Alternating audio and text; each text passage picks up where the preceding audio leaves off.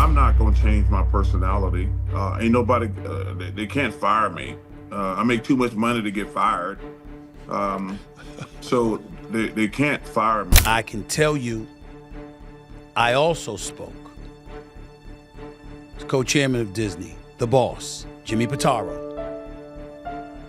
who made it very, very clear we are taking this matter very seriously. Charles Barkley's tearing up the ESPN playbook, and Shannon Sharpe is not staying quiet about it. Chuck just locked in a jaw-dropping $210 million deal, and now he's out here doing whatever he wants like a boss. He's skipping extra appearances, shrugging off orders, and basically daring ESPN to fire him. Meanwhile, Shannon's stuck on the sidelines, steaming after being pushed out of the same network during a messy scandal. And yep, he's calling ESPN out for not dropping Barkley too. While Shannon's juggling lawsuits, morality clauses, and a boss breathing down his neck, Barkley's living like he's untouchable. He's practically holding up a mirror to Shannon and saying, "Know your place." So what's really going down behind the scenes? Why does Charles get treated like royalty while Shannon's left out in the cold? Let's break it down. Different radio national shows, and I said, I don't want to talk about LeBron James every freaking day, or Brett Favre, or Aaron Rodgers, or all the bullshit you got to talk about. I don't want to do that every day. Now you're going to ESPN, and you've been critical of ESPN, particularly their coverage of the Lakers. What are your thoughts as this is your last season heading over? Yeah, Dan, I'm not going to change. I'm going to do what I want to do. Nobody's going to tell me what to say or what to do. I thought I get upset. They're like the Lakers are contenders. I'm like, no, they're not. No, they're not contenders. You know, Kendrick Perkins, who don't know his ass from a hole in the wall. He's like, the Lakers are contenders. Lakers are contenders, and I said, they're not contenders. Chuck recently pulled up on Outkick's "Don't At Me" with Dan Dakich and Let Loose. He straight up said he's not going to talk about the Lakers, even if ESPN's signing his checks. He'll say what he wants, and if they don't like it, too bad. Most folks in Chuck's spot would play the game, say whatever the big bosses want just to keep that paycheck rolling. But not Chuck. He knows he's got the upper hand, and ESPN can't afford to let him go. If anyone's winning this battle, it's Charles, and he knows it. He said it loud and clear. They can't fire me. I make too much money to get fired. If they do, they gotta pay me for 7 years, and I'm quitting way before that. But if they do want to fire me, I'd love it. The only thing we're figuring out is how long I feel like working. Charles Barkley isn't sweating a pink slip, and he made that real clear. He said flat out, "I'm not worried about getting fired, and nobody at ESPN is going to tell me what to say or do, period." That's not just talk. Chuck inked a massive 10-year, $210 million contract back in 2022 to be the face of the top basketball pre-game and post-game show out there. Now here's the kicker. That money?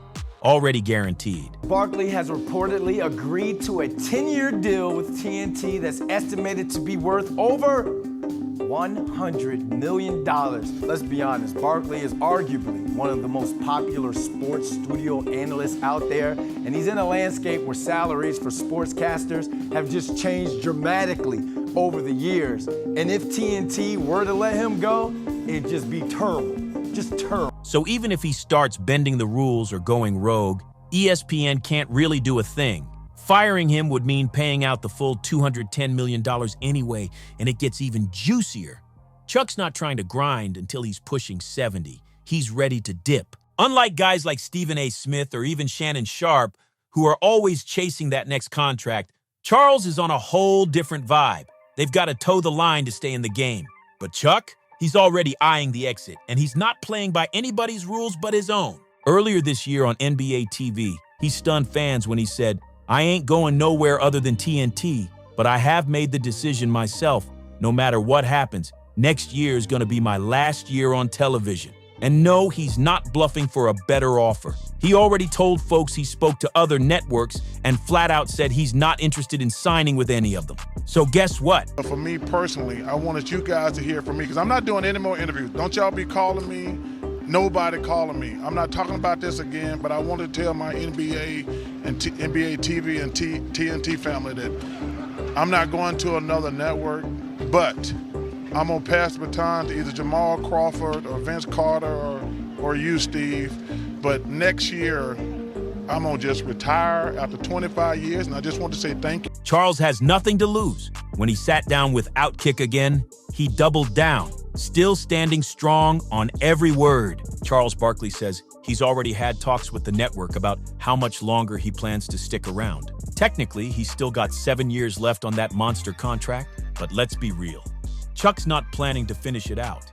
And if ESPN tries to fire him, they'll still have to cough up the full amount. Now here's where things get even messier. Chuck already told them he wants no part in shows like Get Up, First Take, SportsCenter, or anything else ESPN might throw his way, and that's wild, considering he's expected to join the network soon since ESPN is picking up Inside the NBA after TNT Sports lost the NBA rights. Naturally, ESPN's gonna want their money's worth. They're not paying Chuck all that cash just for him to kick back on one show. You know, there's been a lot of noise around our network the last few months, and I just want to say, I've talked to all the other networks, but I ain't going nowhere. But guess what? He's not having it. He doesn't want to be overworked. Plain and simple. And here's the cherry on top. He's not thrilled about splitting airtime with Stephen A. Smith or Kendrick Perkins either. Especially Perkins. Chuck once clowned him, saying the man can't tell the difference between a hole in the wall and his own booty hole. So yeah, don't expect those two to be sharing a set anytime soon. Let's face it, Chuck's turning out to be a total wild card for ESPN. He's breaking the rules, dodging responsibilities, and still walking away clean. And who's sitting there tight-lipped and fuming over all this? Shannon Sharpe. Remember, this is the same network that cut him loose over a lawsuit. So you know he's heated watching Chuck skate by. But before Shannon starts blowing up on Chuck, he needs to understand they're not playing the same game. First off, Shannon just doesn't pull the same kind of weight. The only decision we've been making is how long I'm on work.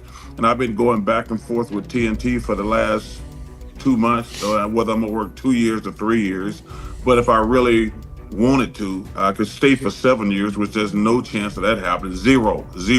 According to the New York Times, ESPN might be handing him $6.5 million a year just to argue with Stephen A. Smith 2 days a week on First Take. But let's be real, that ain't Chuck-level clout. And here's the truth. ESPN's not about to go to war for Shannon over a messy civil suit with a girl who just hit drinking age. Chuck brings ratings.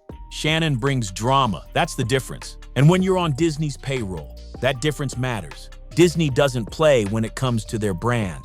Every talent deal comes with a morality clause, and that clause is no joke. It's designed to protect the brand, letting Disney cut ties fast if someone causes public disrepute, scandal, or even just embarrassment. They leave it vague on purpose, so they can make a move the second things look bad. Now, to keep it real, Disney didn't just wake up one day and fire Shannon. He made a serious mistake. At 56, he got caught up with a 19-year-old, and that situation was bound to raise eyebrows. On top of that, people still remember that wild Instagram scandal where the whole internet got a peek inside his bedroom. You'd think someone with his experience would have learned from that one.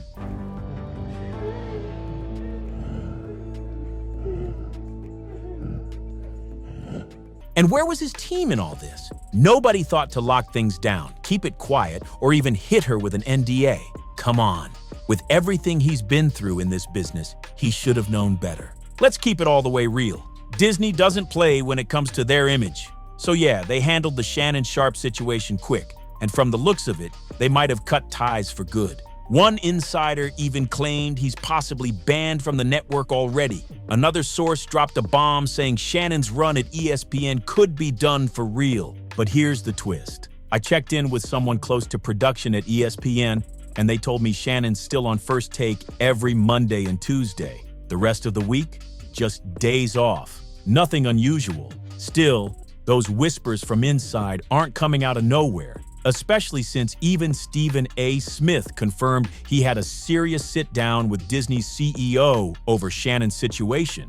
Sure, Shannon might feel bitter about how ESPN's treating him, but let's not pretend he was the most liked guy at work. According to one insider, he was once accused of choking a female production assistant while he was still over at Fox Sports. That was during his undisputed run between 2016 and 2023. And get this, he wasn't fired. Instead, the situation quietly ended with a private settlement worth several $100,000. No public blowup, no courtroom drama, just a fat check and silence. Of course, Shannon's team denied the whole thing, saying there was no choking incident on the FS1 set. They claimed it was just some light, playful physical interaction between co-workers. I can tell you, I also spoke as co-chairman of Disney, the boss, Jimmy Pitaro, who made it very, very clear we are taking this matter very seriously, and we are looking into this very, very closely. Fox backed it up, but also handled the whole thing behind closed doors. If you want the real scoop, they said to ask Fox directly, but fans know the drill. Official reps always spin it. Honestly, the fact that Fox didn't drop Shannon on the spot for his past drama? Shocking. But that's how this industry rolls. Protect the stars when they're useful. Now sure, Disney and ESPN could have kept him on despite the legal mess, but doing that, it would have set off a firestorm. Former SportsCenter anchor Sage Steele didn't hold back. She slammed the way the network handled it before Shannon even stepped away. On X, she called out what she saw as a broken system.